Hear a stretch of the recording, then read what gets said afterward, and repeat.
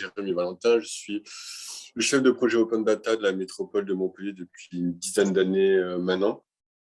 Et dans le cadre de mes missions d'ouverture des données, on a eu l'occasion de beaucoup travailler sur les données géographiques et de beaucoup travailler avec les données OpenStreetMap et de beaucoup travailler autour des cartoparties. Donc, je vais vous raconter un peu comment on a commencé à travailler et comment on a fini. C'est tout le cheminement et la fin qui me semble assez intéressante. Donc, voilà, pour faire rapide. Je suis Jean-Christophe Becquet, j'accompagne les collectivités depuis 18 ans sur l'informatique libre en général et depuis une dizaine d'années, plus particulièrement sur l'open data et OpenStreetMap. Très bien. Alors finalement, qu'est-ce que c'est qu'une cartopartie? C'est un événement au cours duquel on invite les participants à enrichir ensemble la base de données géographique libre OpenStreetMap. Ça peut prendre différentes formes sur un territoire donné, un quartier, une ville ou thématique ou encore à destination d'un public particulier, scolaire par exemple. Peut-être Jérémy peut donner un premier exemple concret de ce qui a été fait sur Montpellier. Oui, tout à fait. Donc nous, on a découvert cette animation c'était 2011-2012 et en fait donc pour nous c'était le lancement de la démarche Open Data et on cherchait une animation grand public pour parler de la donnée, de la qualité de la donnée, du partage de la donnée, de l'ouverture des données d'une façon un peu différente qu'une simple conférence, on va dire, classique. Et je crois qu'on avait vu cette initiative, une cartopartie qui avait été organisée à Toulouse, il me semble, en 2010-2011.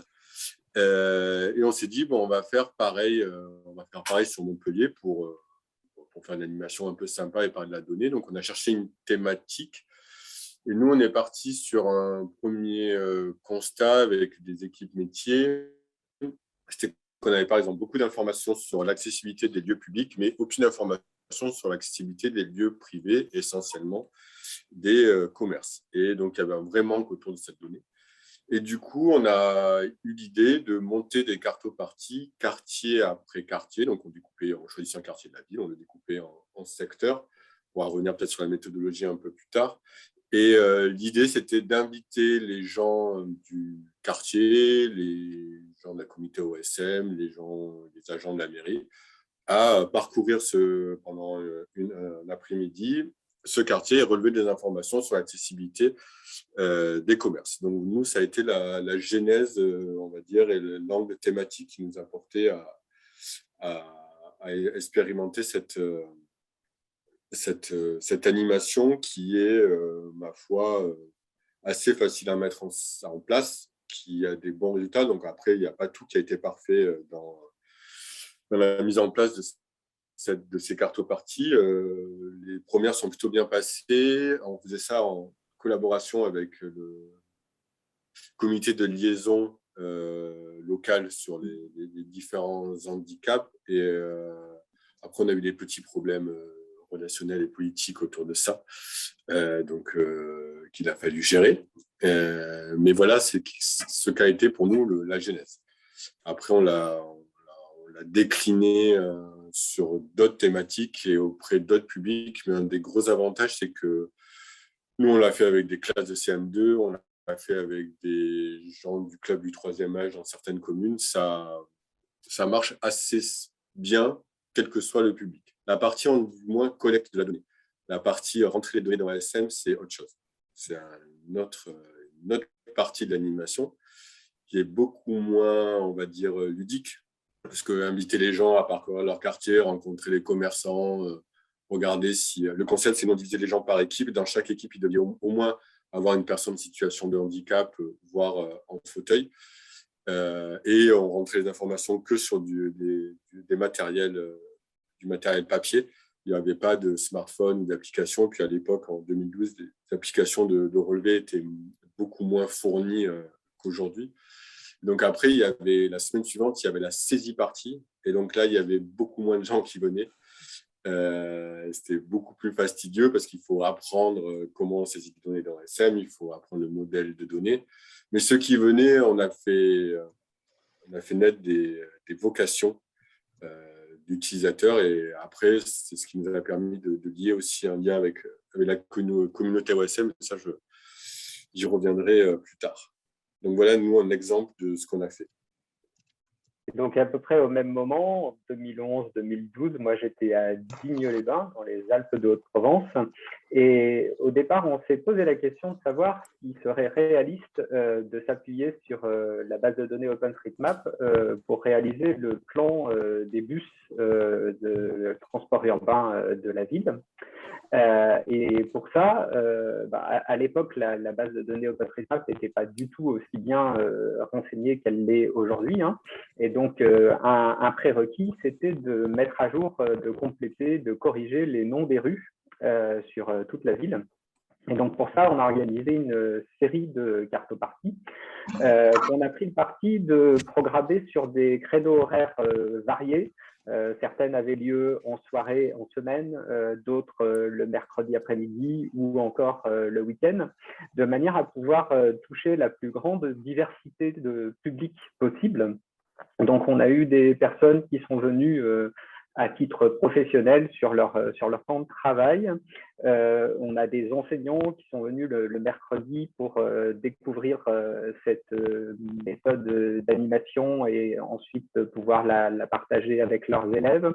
On a des habitants qui sont venus avec soit un intérêt directement pour la toponymie, les noms de lieux et la description de leur ville ou de leur quartier, soit des intérêts thématiques comme le vélo ou les sports de plein air. Et donc, ces ateliers ont rencontré un franc succès puisque, en fait, on augmentait de 30% le nombre de participants à chaque fois. Le premier atelier, il y avait 7 participants, deuxième atelier 14, troisième atelier 21. On parle de Digne, qui est une petite ville de 16 000 habitants, hein, donc c'était chouette de pouvoir réunir plus de 20 personnes sur cet objectif d'enrichir OpenStreetMap. Et surtout, ce que ces premiers ateliers ont permis, c'est que progressivement, des personnes se sont mis à contribuer à OpenStreetMap spontanément, de manière autonome. Et du coup, d'une séquence sur l'autre, il y avait des améliorations, il y avait des ajouts qui étaient faits. Et donc, nous, le parti qu'on a pris, c'est d'être relativement modeste au départ dans l'ambition techniques qu'on proposait aux gens, c'est-à-dire juste nommer une rue ou localiser un arrêt de bus ou changer l'enseigne, mettre à jour l'enseigne d'un commerce qui a changé. Donc des choses assez simples à faire techniquement, mais avec comme message qu'on voulait faire passer que c'était accessible à tous, intéressant et amusant, et puis surtout utile de pouvoir faire ça. Sur le handicap, sur la thématique handicap, ça a quand même duré plus de 2 ans. Alors nous aussi, c'était des événements qui réunissaient entre 20 et 80 personnes selon la météo et selon le quartier. Donc, ce n'est pas non plus des éléments énormes. Hein, il faut savoir. Après, c'était toujours structuré pareil. Les gens arrivaient, on les répartissait par groupe, ils partaient 2-3 heures sur le terrain. Et il y avait nécessairement des cacahuètes offertes par la mairie à la fin, sinon les gens ne viennent pas. Du coup, ça, c'était le process. Donc, nous, ça nous a permis déjà de compléter une donnée qui n'existait pas. Ça, c'est déjà un bon point pour avoir une information sur notre territoire. Donc, ça servait à la fois des gens qui réutilisaient cette donnée en interne et des gens qui potentiellement réutilisaient cette donnée en externe. Comme je vous dis, on l'a aussi fait sur d'autres thématiques. On l'a fait sur les thématiques du patrimoine. Aussi, on a testé sur d'autres thématiques, mais c'était essentiellement la thématique accessibilité qui apportait cette dynamique. Et après, au-delà d'une animation à faire autour de la donnée, nous, on avait 2 objectifs différents. Le premier était d'identifier la communauté OpenStreetMap et les contributeurs OpenStreetMap sur sur le territoire montpelliérain, et d'identifier et qu'eux nous identifient aussi comme présents sur cette thématique-là. Et autre aspect stratégique, ça faisait partie d'un plan d'acculturation à OpenStreetMap de nos agents internes. Parce que quand vous parlez d'OpenStreetMap aujourd'hui à des SIGistes ou à des gens dans les collectivités, ils vous disent, généralement, ils connaissent, ils disent « Ah ouais, c'est pas mal, je suis moi-même contributeur, ah oui, il y a plein d'outils ». Quand vous parlez d'OpenStreetMap, il y a une dizaine d'années, en interne à des SIGistes, l'accueil est un peu moins chaleureux, on va dire. En gros, c'est quoi ce truc de hippie où c'est des gens qui remplissent eux-mêmes les données, c'est pas une vraie carte. Donc, il a fallu acculturer les gens, donc ça ne s'est pas fait non plus en 2 semaines, hein, mais déjà leur montrer que déjà, il y avait des gens qui créaient du contenu et que le contenu qu'ils créaient, il n'était pas déconnant, il était plutôt de qualité. Donc ça a été la première phase. Et là, la phase où nous, ça a vraiment fait tilt auprès, du moins des agents en interne et surtout de la cellule SIG, c'est la réactivité de la communauté, la réactivité des contributions. C'est-à-dire que nous, on a fait, sur toute une année, on faisait des comparatifs entre notre fond de plan à nous, le fond de plan Ping, le fond de plan Maps, le fond de plan OSM et des fois un Navtech. Et à chaque fois, la carte et l'hygiène aussi, on faisait la carte la plus à jour et le plus rapidement. Ça a toujours été OpenStreetMap. Et nous, on est un territoire relativement dynamique. Il me semble que la métropole, c'est plus de 10 000 nouveaux habitants par an. Donc, c'est un peu SimCity, construire des quartiers et des ZAC, c'est notre passion. Et donc, c'est mieux si la carte est à jour assez rapidement. Donc, cette animation a aussi eu cette ambition de porter à connaissance en interne ce que pouvait être OpenStreetMap, ce que pouvaient être des contributions citoyennes et d'intelligence collective, on va dire, sur cette thématique-là, que vous dites yourself, tout 2.0 pouvait être aussi utile pour une collectivité et surtout sur la thématique des données cartographiques. Donc, c'est d'un besoin d'une animation, on va dire, grand public autour de la donnée. Petit à petit, nous, on construisait des briques d'acculturation autour du concept même de contribution d'OSM et sur la qualité même d'OSM pour aboutir à aujourd'hui des relations assez particulières et une utilisation industrielle, on va dire, d'OpenStreetMap. Mais voilà comment on a construit, on va dire, ce schéma. Donc, ça ne s'est pas fait que dans la joie et la bonne humeur, hein. Comme je le disais précédemment, on a eu... parce qu'au début, on était très... quasiment ethnocentré sur un seul handicap, le handicap moteur. Et on a commencé à avoir des articles dans la presse sur ce genre de dynamique. Et du coup, d'autres associations représentant d'autres handicaps ont commencé à se plaindre. Et ça a commencé à remonter. Alors, autant vous dire que l'élu à l'handicap n'était pas du tout intéressé par la démarche. Mais quand il a commencé à y avoir des articles dans la PQR locale de gens qui se plaignaient de cette initiative, d'un coup, il s'est rendu compte qu'elle existait et elle, je crois, a su trouver mon numéro de téléphone pour me demander qu'est-ce qui se passait sur ça. Donc après, il a fallu qu'on revoie nos méthodes. Et là où c'est intéressant, c'est qu'une des critiques, au-delà du fait de s'élargir aux autres types de handicap, c'était que rien que sur le handicap moteur, nous, à la base, on remplissait un seul tag qui était, alors pour ceux qui connaissent OSM, ça marche par clé de valeur sur les tags. Et donc là, c'est wheelchair égale yes ou égale no pour savoir si c'est accessible ou pas. Et en fait, on s'est rendu compte que dans l'usage, il y a d'énormes différences entre des gens qui ont, selon leur type de handicap, selon leur type de fauteuil, certains, il faut vraiment que ce soit, qu'il n'y ait aucune marche. Il y en a qui peuvent passer des petites marches jusqu'à 2 cm. Donc, on a créé des tags dans OSM où après, à la fin, on mesurait la largeur et la hauteur du seuil de porte. C'est des tags que nous, on a créés, qu'on a postés sur le wiki d'OSM en disant nous, on a cette dynamique, on fait ça. On a vu qu'il y avait un manque sur ce tag, donc du coup, on a créé ces tags-là de largeur et de hauteur de seuil de porte. Et donc, c'est ça aussi qui est intéressant dans OSM, c'est que vous pouvez, s'il y a un manque, on va dire, structurel sur le modèle de base de données, vous pouvez proposer des tags et inventer des tags. Et du coup, ça, c'était plutôt intéressant comme initiative de pouvoir. Alors, ce n'est pas un tag qui a connu une grande vie. Je pense qu'il n'y a pas grand monde qui l'a utilisé ailleurs dans le monde. Au final, je pense que beaucoup de gens continuent à juste renseigner wheelchair, yes or no. Mais c'est ça aussi qui est intéressant quand vous travaillez avec un outil comme ça, c'est que vous pouvez proposer vous-même des améliorations et des nouvelles façons de décrire l'objet sur lequel vous travaillez. Donc ça, c'était plutôt pas mal.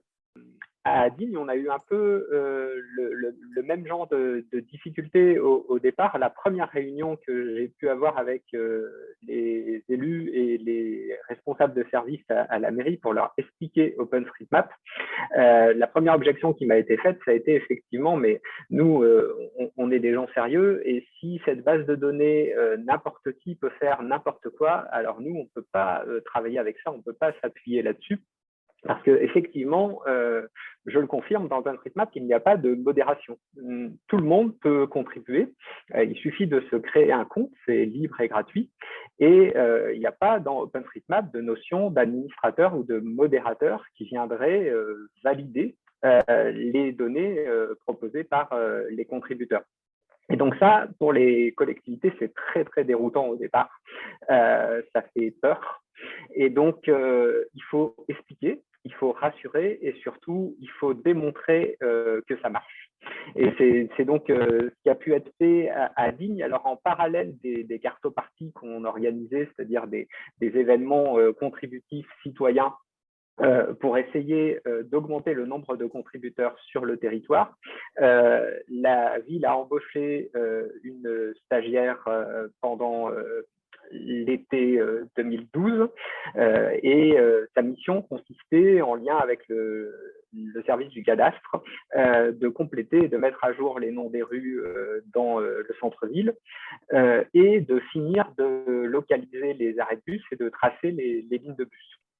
Et en fait, ça a permis, au bout de quelques mois, de créer le premier plan du réseau des bus de Digne, qui était à la fois un plan papier qui a été imprimé et qui pouvait être distribué, et à la fois qui était consultable sur le site openstreetmap.org. On pouvait consulter l'emplacement des arrêts de bus et le tracé des lignes de bus, donc un plan à la fois papier et web, et ça marchait. Et c'est en montrant en fait une première réalisation qui fonctionne qu'on a pu petit à petit lever les freins, lever les craintes et élargir le cercle des personnes qui adhéraient à cette démarche. Et ensuite, pour continuer dans cette idée d'élargir le cercle des personnes qui adhèrent à cette démarche, on organisait des cartoparties thématiques, notamment une qui avait très bien marché sur les mobilités douces et plus particulièrement sur le vélo. Et un peu plus tard, une autre sur les services de santé. Donc, on avait cartographié les cabinets médicaux, les pharmacies, les laboratoires d'analyse médicale, les kinés, etc. Et ce qui est intéressant dans la cartopartie thématique, c'est qu'on élargit le cercle des publics touchés. En effet, dans une cartopartie, on va toucher, il me semble, 3 types de publics en fait. Il y a des personnes qui vont venir parce que c'est à Digne, qu'ils vivent à Digne ou qu'ils aiment cette ville, et donc ils se sentent concernés par l'aspect territoire. Il y a des personnes qui vont venir parce que c'est OpenStreetMap, c'est de l'open data, c'est des licences libres et qu'ils ont un intérêt de venir contribuer à un projet collaboratif partagé sous licence libre. Et puis, il y a des personnes qui vont venir pour la thématique. Donc, ils vont venir parce qu'ils font du vélo et que ça les intéresse de tracer les pistes cyclables et les aménagements cyclables, ou parce qu'ils voient effectivement un intérêt à cartographier les services de santé à l'échelle de l'agglo, par exemple. Et donc, du coup, ce qui est intéressant et vertueux, je trouve, dans ce format cartopartie, c'est que ça permet de faire se rencontrer et de faire contribuer des personnes qui ne se seraient pas rencontrées autrement et qui vont avoir un objectif commun qui est d'améliorer la base de données pour améliorer la qualité de la carte. Chacun avec des motivations qui leur sont propres, avec des disponibilités aussi qui leur sont propres. Il y a des personnes qui contribuent très ponctuellement ou qui viennent une fois et puis après qui ne reviennent pas pendant longtemps et puis après qui reviennent. Il y a des personnes qui deviennent passionnées et qui participent à tous les événements et qui contribuent entre les événements sur leur temps personnel. Et petit à petit, en fait, il y a un réseau de contributeurs qui émerge sur la ville. Et en fait, on a gagné lorsque ce réseau de contributeurs devient autonome et qu'ils n'ont plus besoin des animations organisées par la collectivité pour faire ce travail de continuer à contribuer à améliorer la carte. Et toujours encourager ces contributions en montrant qu'elles servent. Et donc, quelques années après le plan des bus, à Digne, on a sorti le plan touristique. Aujourd'hui, si vous venez en vacances à Digne et que vous allez à l'office de tourisme, le plan qui vous sera distribué, c'est un plan qui a été réalisé à partir d'une extraction des données OpenStreetMap. Et donc, ça, c'est une manière de montrer aux gens que ce qu'ils font, ça sert.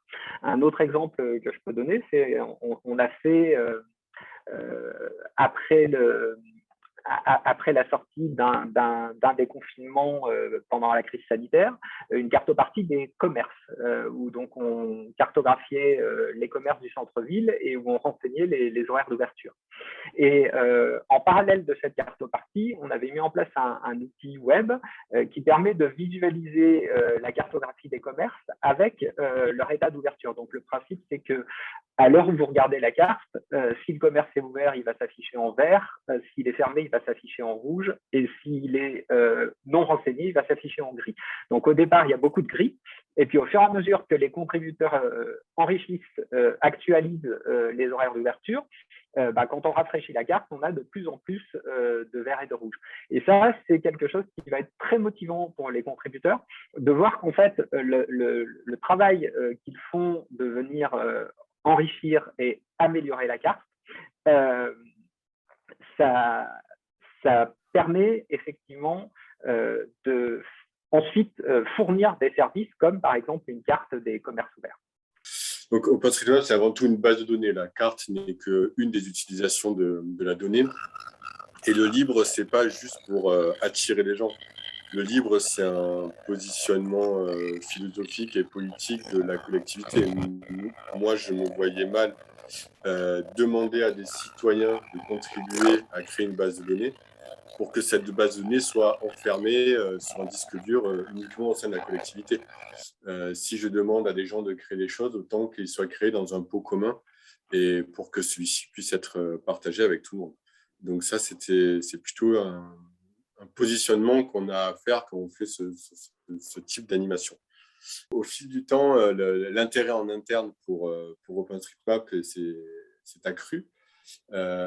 On a eu plusieurs problématiques qui nous ont fait basculer, on va dire, dans un usage industriel. On a eu la problématique pour l'open data, on devait mettre à disposition les données des 31 communes. On avait une forte hétérogénéité entre les données disponibles sur la ville-centre, donc Montpellier, et sur les données des petites communes aux alentours.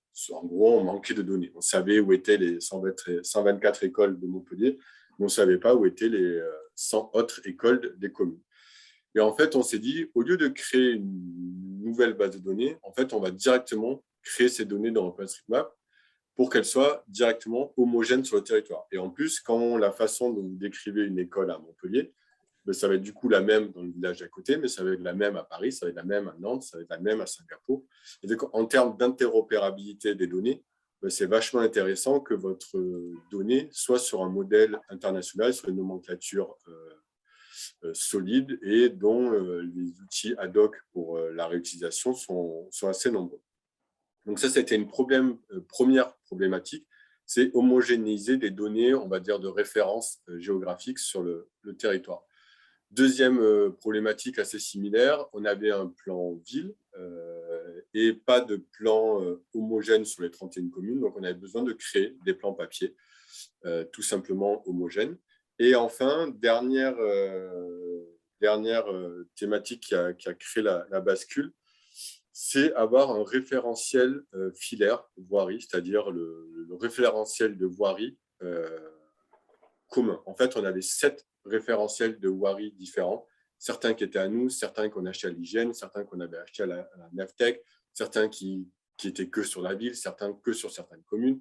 Donc, on s'est dit, en gros, c'est le bazar. Je ne vous raconte pas les questions juridiques pour pouvoir partager ce filaire de voirie. On va arrêter tous ces filaires et on va dire que le filaire de référence, maintenant, c'est celui d'OSM.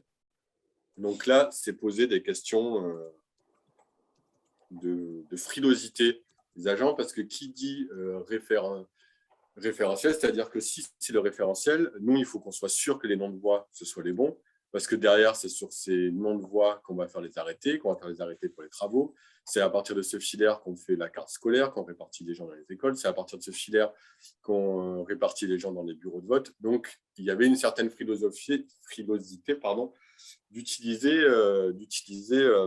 les données issues d'OSM pour les arguments qui ont été cités précédemment.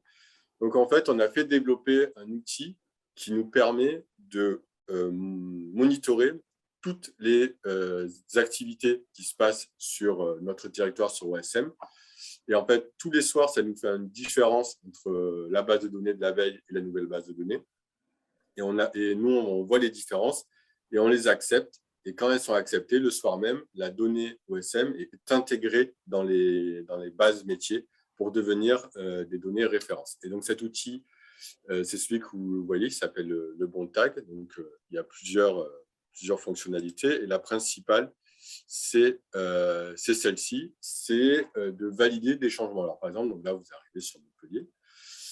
Et si vous êtes un agent qui suit la question des mobilités, là, vous voyez sur les arceaux à vélo, je sais, si je clique sur celui-là, voilà, je sais que le 7 mars 2022, ce contributeur, donc Typo34, a rajouté à ce arceau à vélo, il a rajouté le fait qu'il n'était pas couvert.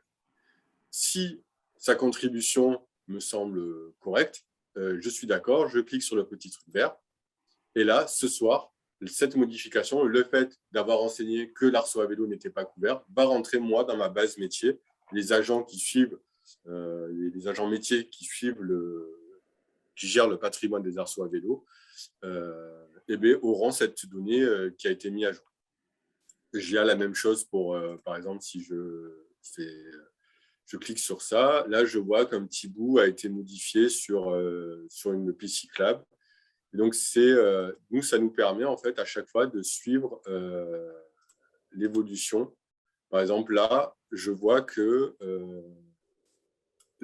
toute cette partie de la piste cyclable a été supprimée et qu'il n'y a que cette partie-là qui a été changée.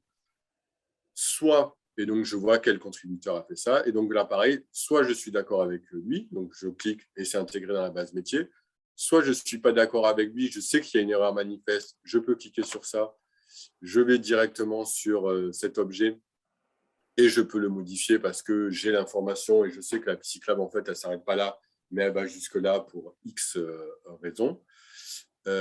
Soit je peux mettre l'objet en pause et plus tard avoir une vérification terrain ou demander à un collègue qui gère ce quartier ou cette thématique-là de pouvoir suivre, de pouvoir me confirmer que la modification qui a été faite sur le terrain est vraiment bonne ou pas.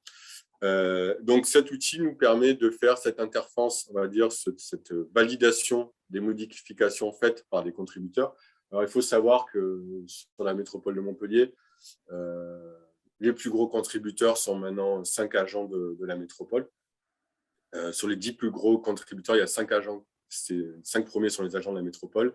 Les 5 autres, c'est des gens qu'on connaît très bien, qu'on a identifiés dès 2010 via les cartoparties, et qu'au final, 90% des contributions faites sur le territoire sont issues de ces 10-15 contributeurs.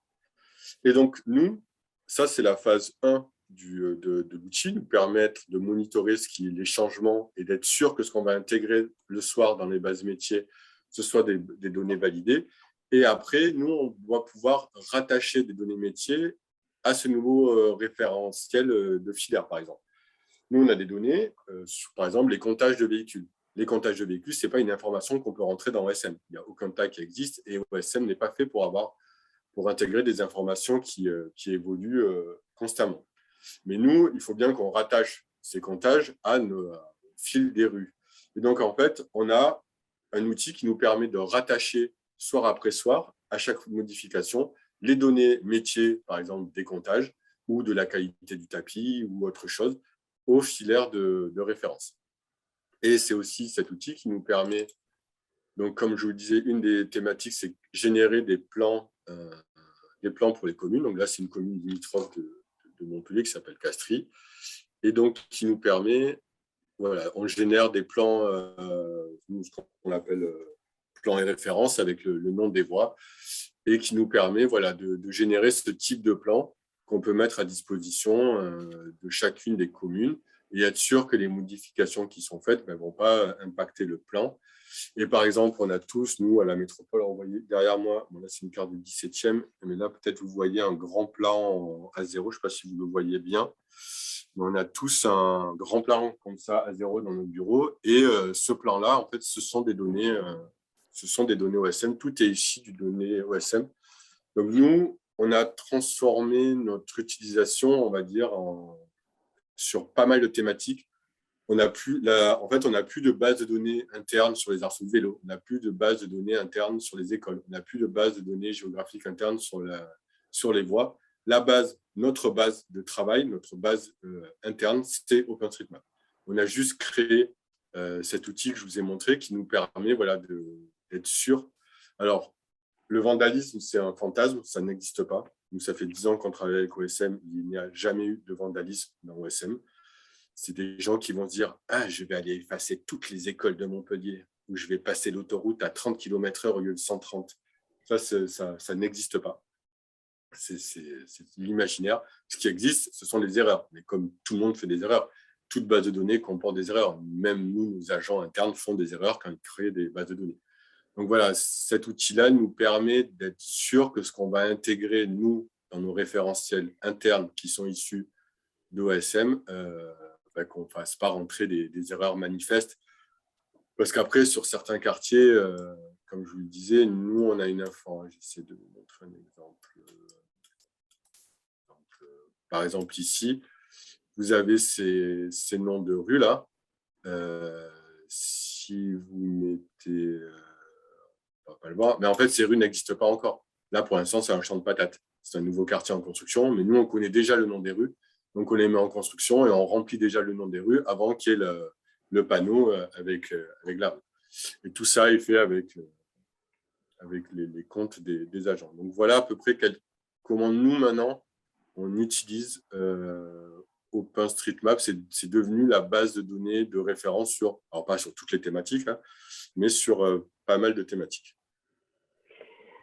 Alors peut-être pour abonder par rapport à ce que vient de dire Jérémy et puis répondre à la question de Nicolas dans la conversation sur l'historisation des changements. Effectivement, tous les changements sont historisés dans OpenStreetMap. Ça fonctionne en fait sur le même principe qu'un wiki, hein. On a la trace de tous les changements avec à quel moment a eu lieu le changement, quel utilisateur, son identifiant, son pseudo a fait le changement. Il y a des outils qui permettent aux contributeurs de discuter entre eux. Donc, lorsque on n'est pas d'accord avec une contribution, on peut contacter le contributeur et discuter avec lui de pourquoi il a fait ça. Est-ce que c'est effectivement une erreur ou une maladresse, ou est-ce que c'est un désaccord sur la façon de voir les choses, sachant que dans OpenStreetMap, il y a une règle, lorsqu'il y a un désaccord entre deux contributeurs, celui qui a raison à la fin, c'est celui qui a vu sur le terrain. Voilà, donc on peut utiliser tout un tas de sources pour contribuer à OpenStreetMap, comme des données open data ou des photos sous licence libre qui ont été prises sur le terrain. Mais à la fin, celui qui a le dernier mot, c'est celui qui s'est rendu sur le terrain et qui a constaté la réalité effective des choses. Peut-être pour vous fournir quelques ressources, alors je propose de mettre les liens dans la conversation, ce qui vous permettra de les télécharger, d'aller les voir plus tard.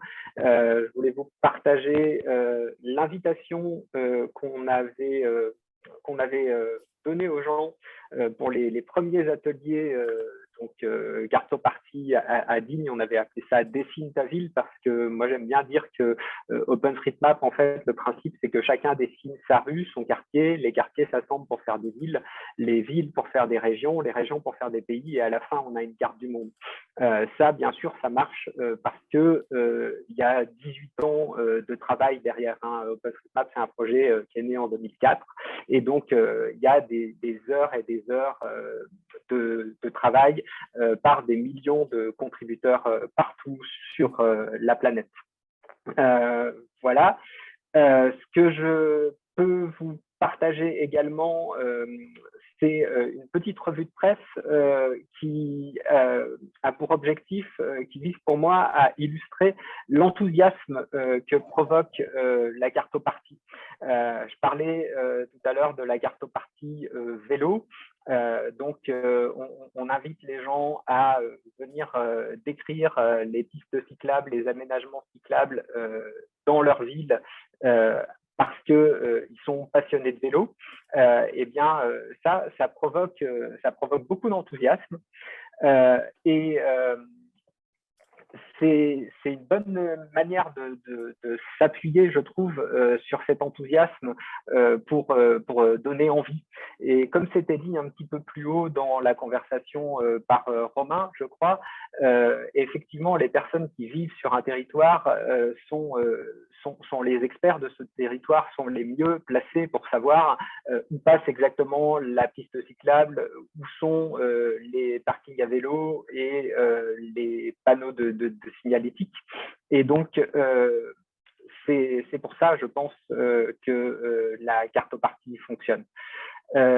Pour finir, je propose de vous partager deux derniers liens. Un sur le plan touristique de la ville de Digne, j'en ai parlé tout à l'heure, qui a été réalisé avec des données OpenStreetMap et qui est partagé sous licence libre. Et puis, si vous voulez aller voir cet exemple aussi que j'ai cité tout à l'heure sur l'ouverture des commerces. Ça marche partout, mais là, le lien que je vous envoie, c'est centré sur Digne, et ça illustre un petit peu le résultat de cette Cartoparty qu'on avait faite sur les commerces du centre-ville.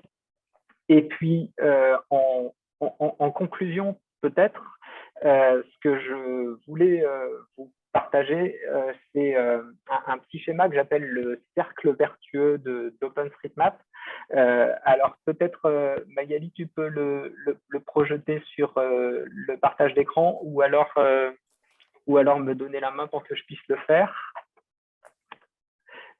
Le cercle vertueux d'OpenStreetMap, c'est un petit schéma qui, pour moi, illustre effectivement cette démarche dont la Cartoparty, en fait, n'est qu'un des maillons. La Cartoparty, ça consiste à améliorer la base de données pour pouvoir s'appuyer dessus ensuite, avoir des données de qualité. Mais en fait, lorsqu'on utilise ces données pour faire des plans, pour faire des cartes, pour faire des analyses, on va constater les erreurs, les manques, les insuffisances de cette base de données. Ça va nous permettre donc de détecter les erreurs, les obsolescences, et ça va donner envie de contribuer encore plus pour compléter, pour actualiser, pour corriger. Et comme en contribuant encore plus, on va encore améliorer la qualité de la base de données, ça va donner encore plus envie de l'utiliser. Et en l'utilisant, on va détecter des nouveaux problèmes et ainsi de suite. Et je pense que c'est, en tout cas, moi, c'est ce que j'aurais envie que vous reteniez de ce webinaire, c'est que, en fait, autour d'OpenStreetMap, on peut enclencher un cercle de consommation de données, évaluation de données, amélioration de données. Et si on se donne du temps pour ça, alors on peut avoir vraiment des réalisations impressionnantes. Voilà, les expériences que je relate sur Digne, ça s'étale sur une période de 10 ans. Hein. On a commencé en 2011. Et bien sûr, pour arriver aujourd'hui à Digne, il y a un groupe de contributeurs OpenStreetMap autonome hein, qui fonctionne et qui se réunit régulièrement sans que la ville n'ait à organiser d'animation ou à programmer de rendez-vous. Mais pour en arriver là, bien sûr, il y a eu des dizaines de rencontres organisées dans les espaces publics numériques, à la médiathèque. Il y a eu des conférences pour expliquer et pour sensibiliser la population. Il y a eu de la communication qui a été faite sur les réalisations qui étaient menées à partir des données OpenStreetMap. Et c'est avec tous ces ingrédients, selon moi, qu'on arrive ensuite à faire émerger une communauté de contributeurs sur le territoire et à avoir du coup une base de données qui monte en qualité de manière impressionnante. Est-ce qu'il faut beaucoup de ressources pour lancer une cartopartie ? En fait, il faut vraiment commencer de manière modeste, c'est-à-dire choisir un quartier, choisir une thématique, inviter les gens, leur proposer de venir s'amuser à contribuer. Il faut avoir un animateur expert qui va pouvoir guider les gens et expliquer. C'est bien d'associer ça avec un moment de convivialité et pourquoi pas un apéro ou un goûter. Et puis, c'est en multipliant les cartoparties, en multipliant les thématiques et en multipliant les publics qu'on peut ensuite élargir le cercle des contributeurs. Et effectivement, on peut faire des cartoparties en utilisant des applications mobiles sur téléphone ou sur tablette. Par exemple, Street Complete, qui est évoqué par Sylvain dans la conversation. Donc, Street Complete, c'est une application que vous lancez sur votre téléphone ou sur votre tablette et qui, en fait, va géolocaliser des points OpenStreetMap autour de vous sur lesquels il manque des infos et qui va vous poser des questions pour compléter les infos. Donc, ça va vous demander, par exemple, ce passage piéton est-il sécurisé par des feux tricolores? Ou alors, ce parking à vélo est-il couvert? Cette rue est-elle éclairée? Et pour l'avoir pratiqué dans des ateliers type médiathèque ou MJC avec des ados, par exemple, je peux vous dire que c'est des applications qui fonctionnent très, très bien. Et il y a un petit côté même addictif. Et j'ai constaté qu'après avoir organisé une cartopartie dans un village, les ados étaient retournés l'après-midi pour travailler avec Street Complete et résoudre, en fait, on appelle ça des quêtes, hein, toutes les questions que le logiciel vous pose. Et à chaque fois que vous répondez à une question, ça rajoute des tags, ça rajoute des informations détaillées sur les objets OpenStreetMap que vous avez renseignés. Alors, le chat s'anime. Les gens n'osent pas ouvrir leur micro. Mais on avait un doute de Philou. Alors, Philou, c'est peut-être Philippe, qui se demande si finalement la contribution n'est pas réservée un peu à des geeks ou des personnes qui ont un intérêt particulier. Mais finalement, Jean-Christophe, avec cet exemple des ados qui se sont pris au jeu, finalement, pas que alors. Alors, vraiment tout type de public. J'ai un copain qui est enseignant, il fait contribuer des élèves de CP-CE1, donc des enfants qui ne savent pas encore lire, à OpenStreetMap. Alors, bien sûr, ça s'accompagne, ça se prépare. mais c'est possible et ça marche. On peut utiliser OpenStreetMap comme support de médiation numérique. En ce moment, on parle beaucoup de fracture numérique, d'inclusion numérique et de la nécessité d'accompagner des publics en rupture avec le numérique sur la prise en main de ces outils. Et ben, OpenStreetMap, c'est un super prétexte. C'est amusant, c'est valorisant pour les gens parce que, comme on l'a dit précédemment, les gens, ils ont une expertise sur leur territoire et ils sont ravis de la partager. Comme le fait Jérémy à la métropole de Montpellier, je pense que c'est aussi utile et pertinent d'associer des contributeurs professionnels et de former progressivement les agents dans les collectivités pour que chacun, sur leur thématique d'expertise et de prédilection, ils puissent devenir contributeurs. Et oui, les appareils photo numériques sont un outil bienvenu pour contribuer sur le terrain en plus du papier crayon. Par exemple, lorsqu'on a fait la cartographie sur les commerces du centre-ville à Digne, l'appareil photo numérique, c'était l'outil iDouane pour photographier les vitrines des commerces. Donc, on faisait 2 photos, une photo large vue pour avoir l'enseigne et l'emplacement du commerce, une photo zoom pour avoir les horaires. Et puis ensuite, de retour devant l'ordinateur, on peut saisir toutes ces informations pour les renseigner dans OpenStreetMap. Alors, on a quelques petites questions aussi. Alors, Nicolas qui nous demande s'il existe des applications qui utilisent des cartes d'OpenStreetMap, en plus de Pokémon Go. Hein. Il y en a des centaines. Il y en a des centaines de milliers. Je dirais surtout depuis 2012, ou c'était pas en 2012, c'était 2018 que les conditions d'accès à l'API de Google Maps ont changé. Et du coup, énormément de sites ont basculé sur un fond OpenStreetMap, donc il y en a vraiment énormément. Et vous avez des entreprises. L'outil que je vous ai présenté, là, le bon tag de validation des données, il faut savoir que Gare et Connexion à la SNCF, maintenant, tous les plans de gare d'Île-de-France sont sur OpenStreetMap. Ils ont développé le même type d'outil pour suivre les contributions en gare et autour des gares. Donc aujourd'hui, c'est que ce soit la partie fond de carte et même la partie base de données, elle est réutilisée par énormément d'acteurs sur le territoire.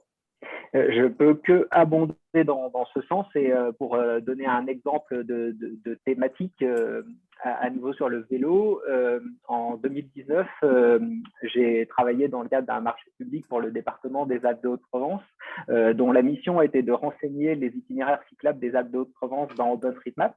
Et en fait, ce qui avait motivé ce marché, c'est que l'équipe en charge des itinéraires cyclables sur le département avait fait une petite étude sur les applications mobiles utilisées par les personnes qui venaient faire du vélo sur le territoire. Et ils se sont aperçus que les 5 applications les plus utilisées par les personnes qui venaient faire du vélo sur le territoire, donc des applications comme GeoVélo par exemple, consommaient la donnée OpenStreetMap et que leurs itinéraires cyclables étaient mal décrits dans OpenStreetMap. Et donc, pour eux, c'était un problème parce qu'ils investissent de l'énergie, du temps, de l'argent pour mettre en place des itinéraires, pour les baliser, pour les sécuriser. Et ces itinéraires étaient mal décrits dans OpenStreetMap. Et c'est le fait que la plupart des applications utilisées par les pratiquants du vélo s'appuient sur les données OpenStreetMap qui a motivé le besoin de mieux décrire ces itinéraires dans OpenStreetMap avec tout ce qui va autour, les points d'eau potable, les stationnements vélos, les aires de pique-nique, etc. Alors, on a une question technique sur les tags. Est-ce que vous pouvez apporter une réponse? Alors, il y a des cheminements piétons dans OSM, mais les trottoirs ne sont pas forcément dessinés ou que à certains endroits. Nous, par exemple, sur la métropole de Montpellier, ce n'est pas le cas. Donc, l'accessibilité des trottoirs, ce n'est pas une donnée qu'on a dans OSM, c'est une donnée qui est à part, qu'on crée nous-mêmes, qui est disponible en open data. Mais pour le coup, on n'utilise pas ça. Mais si le trottoir est dessiné, on peut aussi le qualifier dans OpenStreetMap. Mais il y a peu d'endroits où c'est le cas, pour le coup. Alors, c'est sûr que si vous voyez OpenStreetMap comme c'est super, je vais utiliser le travail gratuit des utilisateurs et récupérer de la donnée gratuitement, Bon, oui, certes, vous pouvez le faire, mais je ne pense pas que ce soit l'état d'esprit. L'état d'esprit, c'est vous-même, enfin, nous, en tant que collectivité, nous, on contribue, on paye des développements, on aide la communauté et on aime à faire en sorte que nos référentiels géographiques, on les préfère dans OpenStreetMap que dans Google Maps. Parce que alors on le fait aussi dans Google Maps, parce qu'on n'est pas... On sait que les utilisateurs utilisent Google Maps parce que c'est nativement installé sur leur téléphone, donc on renseigne aussi Google Maps. Mais tout mettre dans Google Maps, on ne peut rien récupérer. C'est créer une base de données enfermée chez un Américain dont le business model est de vendre des annonces publicitaires à partir de cette donnée-là. Donc, on le fait parce qu'il y a des utilisateurs, mais philosophiquement, pour nous, c'est beaucoup plus intéressant de contribuer à ce commun-là. Et le schéma que j'ai présenté tout à l'heure de cercle vertueux d'OpenStreetMap illustre pour moi vraiment ce fonctionnement en commun, c'est-à-dire qu'on est à la fois contributeur et consommateur de la donnée. Et je partage les éléments qui sont donnés dans la conversation sur les objectifs de contribution. Une des choses que je trouve fascinante dans OpenStreetMap, en fait, c'est que chacun contribue sur le territoire qui l'intéresse, sur la thématique qui l'intéresse, et c'est l'assemblage de toutes ces contributions qui va faire la richesse du projet. Donc, chaque collectivité, chaque territoire peut se saisir soit on peut décider de faire une contribution ultra précise sur une rue du centre-ville ou sur un quartier, ou alors de pousser très très loin la contribution sur une thématique qui peut être l'accessibilité, qui peut être la marchabilité piétonne, qui peut être renseigner de manière très très détaillée les services publics, le mobilier urbain.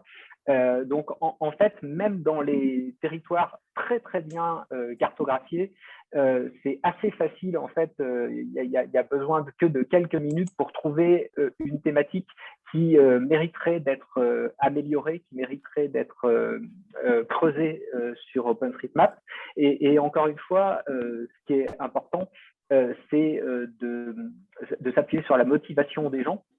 Et donc, ça fait partie des choses aussi qu'il est intéressant de faire dans une partie, c'est tout simplement demander aux gens sur quoi ils ont envie de contribuer et puis de les accompagner, de leur donner la main pour contribuer sur ce qui les intéresse. Une contribution sur le patrimoine viendra enrichir la base de données. Une contribution sur les réseaux de transport public viendra enrichir la base de données. Une contribution sur les commerces viendra enrichir la base de données.